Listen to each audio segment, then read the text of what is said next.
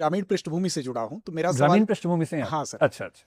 तो सर जब हम गाँव में जाते हैं तो हर गाँव में कुछ ऐसे हमको मूर्धन्य भूत स्पेशलिस्ट मिल जाते हैं। भूत विशेषज्ञ मिल हाँ, जाते। तो वो हमारा हाथ पकड़ के कुछ विशेष जगहों पर ले जाते हैं और कहते हैं कि यहाँ पर फला भूत अपनी फैमिली के साथ रहता है। तो केवल फैमिली के भारत के साथ? गांव, हाँ सर, केवल भारत के वाह। गांव में ही नहीं बल्कि विश्व के लगभग हर कोने में कुछ कुछ ऐसे लोग हैं जो भूतों में यकीन रखते हैं। तो सर सवाल मेरा ये है कि क्या जो विज्ञान है उसने ये साबित कर दिया है कि भूतों का अस्तित्व नहीं है, या फिर थोड़ी बहुत उनकी संभावना बची है? क्योंकि कुछ एक लोग ऐसे भी हैं सर कि वो कहते हैं कि हमसे तो उसकी उठापटक हुई थी, कुछ कहते हैं हमसे उसने बीड़ी मांग ली थी। तो ऐसे भी हैं, तो एक द्वंद्व ये भी है सर। बीड़ी मांग ली थी भूत ने? हाँ सर। तो गांव का भूत होगा और गरीब वर्ग का भूत रहा होगा। तो जीएसटी कम लगता ना बीड़ी पे सिगरेट की तुलना में। देखिए, ईश्वर के बारे में जो आर्गुमेंट है भूत पे वो लागू नहीं होगा। भूत अंधविश्वास है, ये लगभग साबित किया जा सकता है। लगभग साबित किया जा सकता है। लगभग क्या, पूरा ही साबित हो सकता है मेरे ख्याल से। मेरे तो आज तक सामने हुआ नहीं भूत से, कोई ऐसा एक्सपीरियंस मेरा तो है नहीं। पर मैं ऐसे कुछ लोगों को जानता हूं जिनका सीधा एक्सपीरियंस हुआ है। एक का झगड़ा भी हुआ था भूत से, एक की टक्कर हो गई थी भूत के साथ। बीड़ी तो नहीं मांगी किसी ने, लेकिन हाँ, कुछ कुछ ऐसी बातें उनकी हुई हैं भूत के साथ। हम भी हॉस्टल में ऐसी कहानियां कईयों को सुनाते थे कि हमने भूत देखा है ताकि डर जाए वो लोग, पर हमारा एक्सपीरियंस ऐसा रहा नहीं कभी। भूत वाली बात क्यों इररेशनल, इलॉजिकल है एज पर माई अंडरस्टैंडिंग, मैं दो बातें आपको समझाता हूं। एक हम एम्पेरिकल एविडेंस लेंगे और एक लॉजिक से बात करेंगे। पहले लॉजिक से बात करते हैं। दुनिया में जो भी कहता है भूत है, उससे पूछो कि भूत क्या है, तो वो कहेगा कि एक व्यक्ति मर गया था, उसकी आत्मा असंतुष्ट थी, किसी वजह से परेशान थी, वो आत्मा भटक रही है, ये कहते हैं सब लोग। आप किसी मुस्लिम से पूछेंगे वो रूह बोल देगा, आत्मा ही रूह वहां पर हो जाती है। इंग्लैंड में पूछेंगे तो सोल बोल देंगे। है बात वही, सब लोग आत्मा ही भटका रहे हैं कि जो आत्मा, मतलब शरीर मर गया है पर आत्मा किसी वजह से छूट गई है, वो भूत है। तो अगर आप उन धर्मों के हिसाब से या हमारे धर्म के हिसाब से बात करेंगे तो आपको आत्मा का कंसेप्ट समझना पड़ेगा। आत्मा क्या है? आत्मा एक कॉन्शियस एलिमेंट है। इसकी व्याख्या भी अलग अलग होती है, हम उस पर भी नहीं जा रहे हैं, लेकिन मोटे तौर पर सब मानते हैं कि आत्मा एक कॉन्शियस यानी कि चेतन वस्तु है। चेतन का मतलब क्या होता है? जैसे कुछ लोग कहते हैं कि आत्मा एक एनर्जी है। नहीं, एनर्जी नहीं है। एनर्जी जब भी बनेगी वो फिजिकल चीज से ही बनेगी, चाहे मैकेनिकल हो, चाहे केमिकल हो, चाहे सोलर हो। कोई भी एनर्जी होगी वो किसी फिजिकल चीज के ट्रांसफॉर्मेशन से या मास के ट्रांसफॉर्मेशन से ही बनेगी, उसके बिना नहीं बन सकती है। कुछ कहेंगे आत्मा हवा जैसी, नहीं, हवा जैसी नहीं है। हवा हमें फील होती है, हवा चलती है, हमें टच होती है।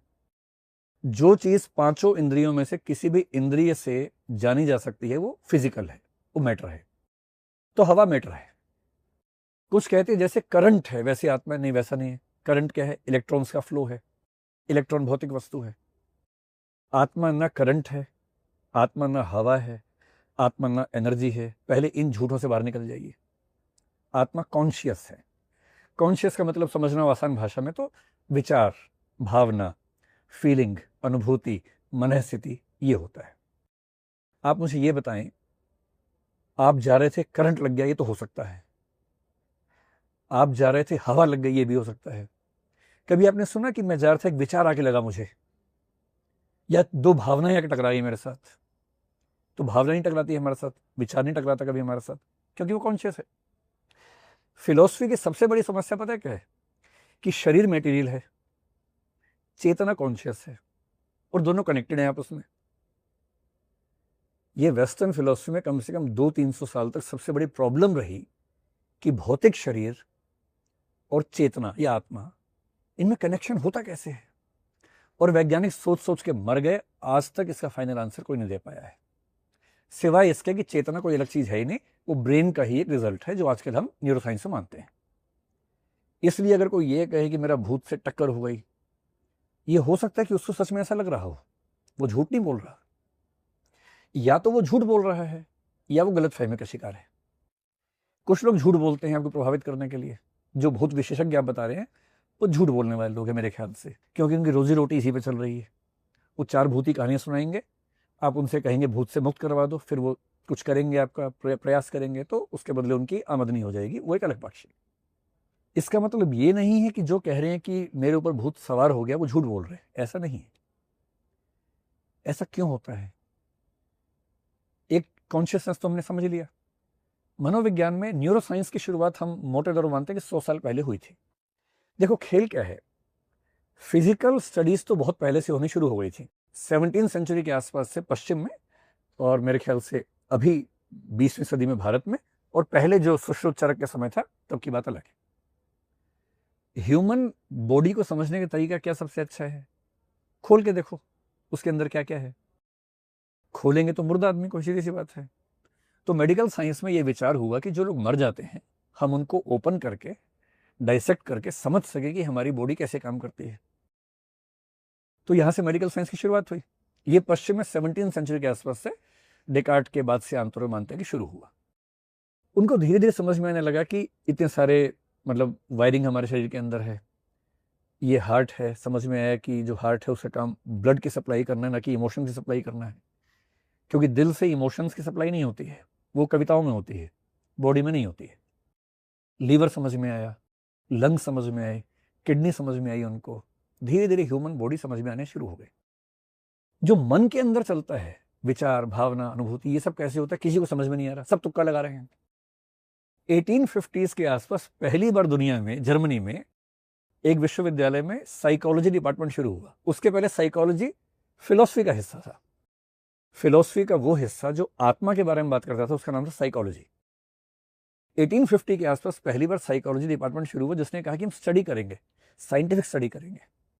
और साइंटिफिक स्टडी कहाँ करें, यही नहीं पता कि इमोशंस कहाँ से आ रहे हैं, दिल से आ रहे हैं, कहाँ से आ रहे हैं।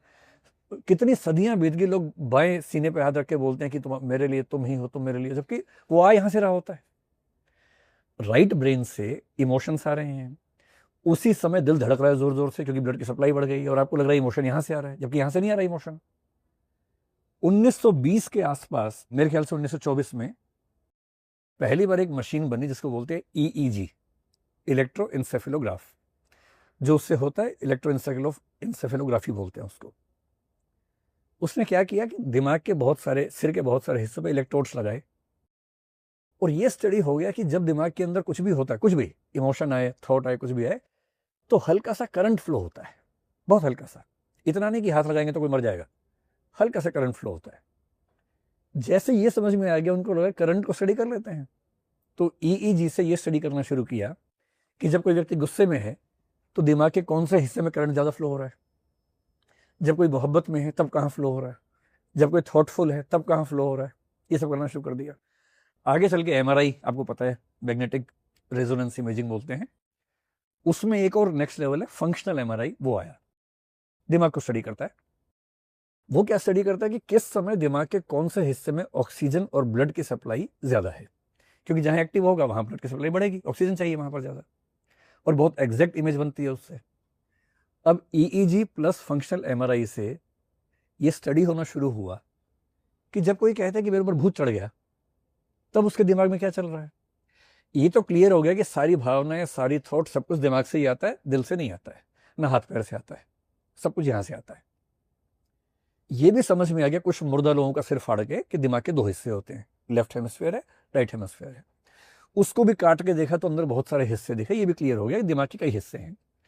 अब सवाल था इनमें कनेक्शन कैसे होता है, ये जो कोशिकाएं दिमाग की, न्यूरॉन्स इनको बोलते हैं, कैसे काम करते हैं, वो सब सवाल बचे हुए थे। और तब ये स्टडी हुआ। हालांकि 1908 में विलियम जेम्स एक किताब लिख के गया था जिसका नाम था वेराइटीज ऑफ रिलीजियस एक्सपीरियंसेस। उसने बताया था कि कुछ ऑल्टरनेटिव स्टेट्स ऑफ कॉन्शियसनेस ऐसी होती हैं जो सामान्य से अलग हैं, जिनमें एक मिस्टिकल है, स्पिरिचुअल एक वो फीलिंग है, उसको भी बोलते हैं। हिप्नोसिस आपने नाम सुना होगा, वो एक ऑल्टरनेटिव स्टेट ऑफ कॉन्शियसनेस है, ASC एक बड़ा वर्ग मानते हैं। इसी में एक स्टेट ऑफ माइंड क्या होती है, जब हमें लगता है कि हमारी बॉडी पर किसी और का कंट्रोल हो गया है। पहले इसके लिए नाम था मल्टीपल पर्सनैलिटी डिसऑर्डर बोलते थे कुछ लोग इसको हिस्टीरिया कहते थे। अब ये दोनों शब्द नहीं चलते हैं आजकल, इसको डिसोसिएटिव डिसऑर्डर कहते हैं।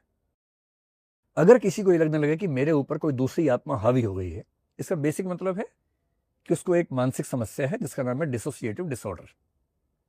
उसको सच में ऐसा लग रहा है कि कोई दूसरी आत्मा हावी हो गई है, पर हुआ सिर्फ इतना है कि उसके दिमाग में एक हिस्सा है, वो हिस्सा थोड़ा सा पैसिव है, जो हिस्सा उसको ये बताता है कि तुम ये हो और बाकी लोग ये हैं, उनका अंतर डिम हो गया है।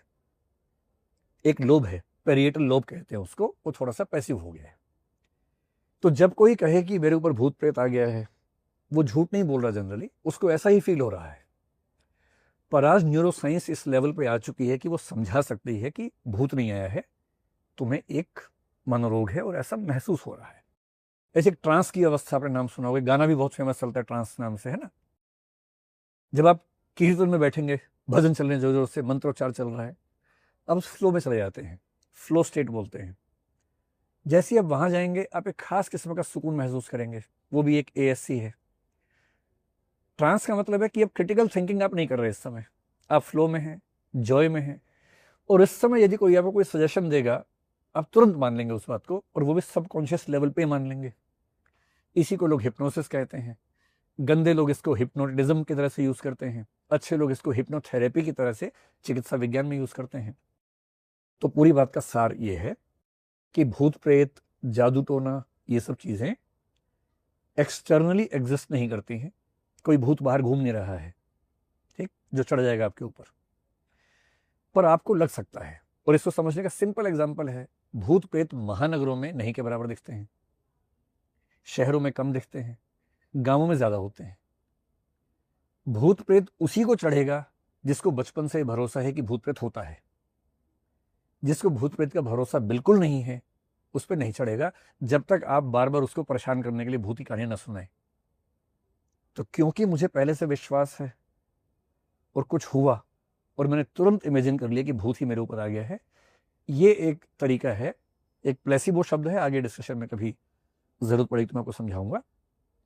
तो जो लोग उसका इलाज कर रहे हैं, इलाज की बात बाद में करेंगे, मोटी मोटी बात यह है कि भूत प्रेत का ऑथेंटिक एग्जिस्टेंस आज तक साबित नहीं हुआ है, और मेरे ख्याल से कभी होगा भी नहीं, क्योंकि मनोविज्ञान, न्यूरोसाइंस लगभग साबित कर चुका है कि जब जब किसी को भूत प्रेत होता है, उसके दिमाग के कुछ हिस्से पैसिव हो जाते हैं, कुछ हिस्से एक्टिव हो जाते हैं, इतना ही मामला है। और जैसे वो ठीक होता है, व्यक्ति ठीक हो जाता है। ये बात साबित हो रही है। आप में से किसी को भूत प्रेत हुआ कभी?